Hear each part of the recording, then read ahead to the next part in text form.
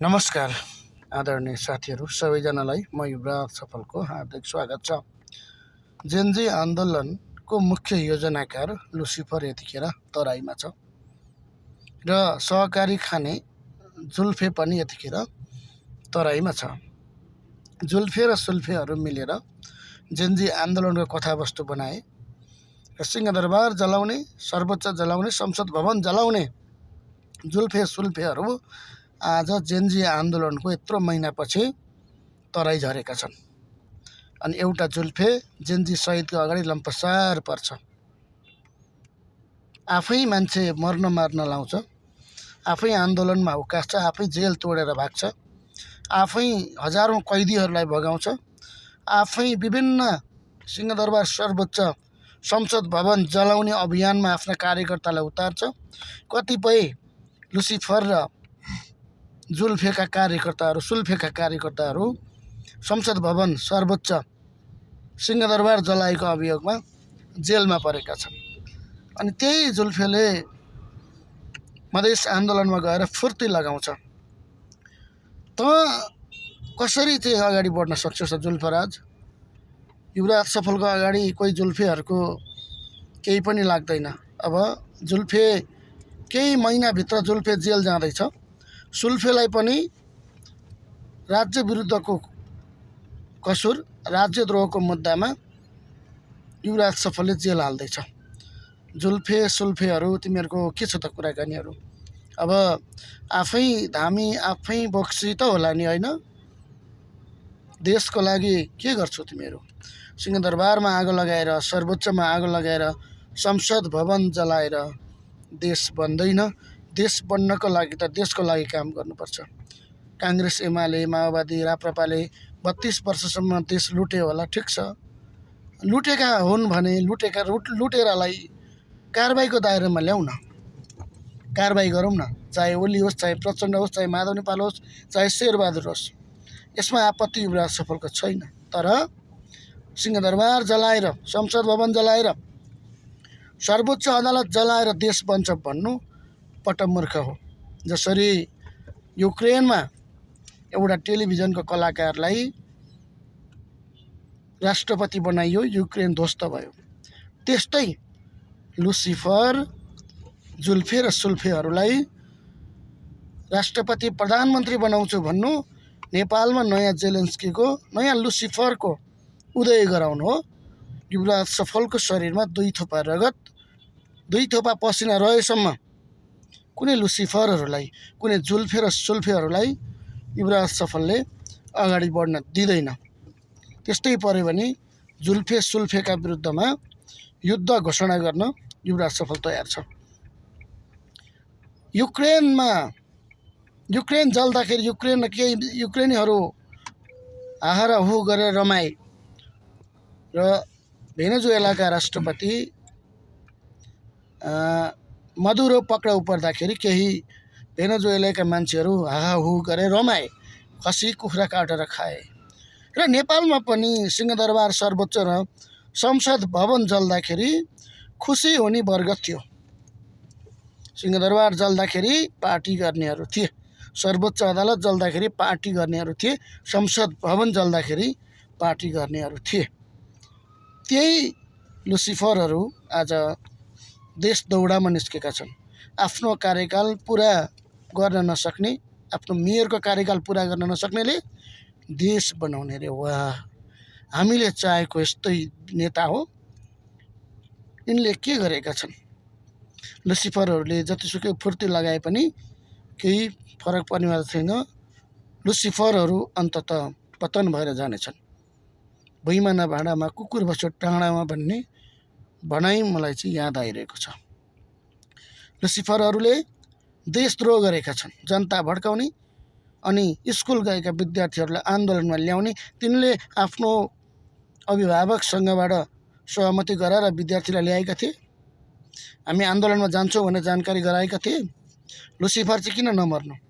जुल्फे सुल्फेहरू मर्नु पर्थ्यो, किन मरेनन् त? सुदन गुरुङहरू मर्नु पर्थ्यो नि त, किन मरेनन् त? अनि निर्दोष गरिबका छोराछोरीहरू मर्नुपर्ने, तिमीहरूको लागि मर्दिनु पर्ने, प्रचण्डको लागि, ओलीको लागि, देउबाको लागि गरिब जनता मरे जस्तै तिमीहरूलाई सत्तामा पुर्याउनको लागि 72 जना जेनजीले आहुति दिनुपर्ने। जुल्फे पनि त मर्न सक्थ्यो होला नि, किन मरेन? सुल्फे किन मरेन? बिजुलेहरू किन मरेनन्? सुदन गुरुङ जस्ता फटाहरू किन मरेनन्? तिमीहरू पनि त प्राणको आहुति दिनुपर्थ्यो नि त। अनि निर्दोष जनता चाहिँ मर्नुपर्ने, तिमीहरूको सत्ताको खातिर, तिमीहरूको स्वार्थको लागि मर्नुपर्ने, अनि तिमीहरू सत्ताको स्वाद लिनुपर्ने। यो अवस्था कहिलेसम्म? युवराज सफल अहिले पनि भन्छ, तिमी लुसिफरहरूको आयु लामो छैन। आफ्नो देशमा घात गरेर अरूको स्वार्थ सिद्ध गर्नेहरू कुनै पनि बहानामा कुनै पनि बेला सिद्धिन सक्छौ। ढाका टोपी लगाएर हिँड्दैमा, दौरा सुरुवाल लाउँदैमा कोही नेपाली हुँदैन, कोही राष्ट्रवादी हुँदैन। मैले यो ढाका टोपी लगाएको छु, दौरा सुरुवाल लगाएको छु, नेपाल राष्ट्रमा कानुनी राज्य स्थापना गर्नको लागि मैले योगदान गरेको छु। देशघात, राष्ट्रघात, जनघात मैले गरेको छैन। तिमी लुसिफर जस्ता सहकारी ठग जस्ता, सहकारी खाने जस्ता युवराज सफल होइन। आफ्नो वरियतामा बसेको छु। यो ढाका टोपी र दौरा सुरुवालको इज्जत राखेको छु, प्रतिष्ठा राखेको छु। ढाका टोपी दौरा सुरुवाल लाएर देश बेच्ने अरू पार्टीका नेता र तिमीहरू सिंहदरबार जलाउनेहरूको बिचमा चाहिँ मैले फरक देख्दिनँ। तिमीहरू साँच्चै नयाँ पार्टी हो भने पार्टीले होइन, विचारले, सिद्धान्तले, नीति कार्यक्रमले फरक पार्छ। तिमीहरूले नयाँ हौँ भन्दैमा केही पनि हुँदैन। तिमीहरूले चटक देखाएका भरमा देश बन्न सक्दैन। तिमीहरूको नीति के हो, तिमीहरूको कार्यक्रम के हो, तिमीहरूको भिजन के हो? अनि काङ्ग्रेस एमाले माओवादीले देश लुटे भन्थे, लुटेर थिए। तिमीहरू डाका भएर निस्क्यौ, अरूले लुटे, तिमीहरूले डकैती गरेका छौ। सिंहदरबार र सर्वोच्चमा आगो लगाएर, संसद भवन जलाएर, सिंहदरबार जलाएर के पाउँछौ तिमीहरूले? सर्वोच्च अदालत जलाएर के पायौ तिमीहरूले? नेपालको गरिमामाथि, नेपालको पहिचानमाथि धावा बोलेर तिमीहरूले पायौ, के पायौ? युवराज सफलले तिमीहरूलाई प्रश्न सोधिरहेको छ। प्रत्येक जनजनले सोधेका छन्।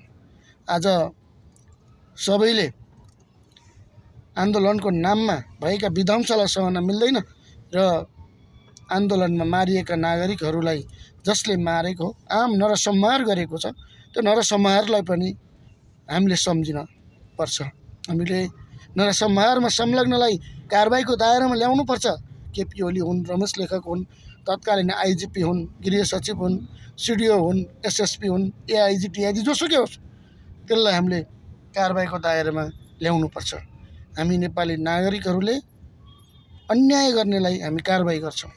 युवराज सफलले जाहेरी दिएको छ त। केपी ओली, रमेश लेखक, बालन शाह, सुदन गुरुङ यी सबैका विरुद्धमा जाहेरी दिएको छ त युवराज सफलले। अनि यो राज्यले छानबिन किन गर्दैन? राज्य छ भने छानबिन गरे भयो त। अनि छानबिन गर्नुपर्छ भनेर आन्दोलन किन गर्दैनन् हरिलट्ठकहरू? युवराज सफललाई गाली गर्न त फुर्सद हुन्छ त। गएर उफ्रन प्रहरीमा। जेनजी सरकारले किन यस्तो गर्छ? अनि ठगहरूलाई, सहकारी ठगहरूलाई जेल मुक्त गर्नको निम्ति जेनजी सरकार किन मरिहत्ते गर्छ? महानिधिवक्ता किन भिक्छिन् करोडौँ अर्बौँमा? यो विषयमा पनि सोच्नुपर्ने बेला भएको छ। त्यसैले लुसिफरहरू धेरै चुरीफुरी नगर। अन्ततः तिमीहरू जाने भनेको जेलमा हो र अब बिस्तारै तिमीहरू जेल जानेछौ। जनतालाई ढाँटेर छलेर हुनेवाला केही पनि छैन। जनता ढाँट्ने, ठग्ने जमाना गइसकेको छ। स्मार्ट ठगहरूसँग जनता अब सचेत छन्। हामी स्मार्ट ठगहरूसँग जनता बस्नुपर्छ। ल लुसिफरहरू, सहकारी खानेहरू अब चाँडै नै सिद्धिँदैछन्। तिम्रो पतनको दिन आउँदैछ। समय हेरेर बस। ढाका टोपी ढल्काएर अनि राष्ट्रिय पोसाक लगाउँदैमा त्यो नेपाली हुँदैन। नेपाली हुनलाई नेपाली मन चाहिन्छ, नेपालीपन चाहिन्छ। देखावटी राष्ट्रियता, सिंहदरबार जलाउने, सर्वोच्च जलाउने, संसद भवन जलाउनेहरू कहिले पनि राष्ट्रवादी हुन सक्दैनन्। ती नेपाली हुन सक्दैनन्। अमेरिकाको CIA र रको पैसा खाएर आफ्नो देशमाथि आगो लगाउने, देश खरानी पारेर त्यो खरानी बेच्ने बालेन लुसिफर र सहकारी खाने रवि लामिछानेसँग सचेत हुनुहोस्। अहिले पनि जनताले नबुझे कहिले बुझ्ने? हामीले नबुझेर कहिले बुझ्ने कुरा बुझ्नुभयो नि? लुसिफर, सहकारी खानेहरू बहिष्कार। धन्यवाद, नमस्कार।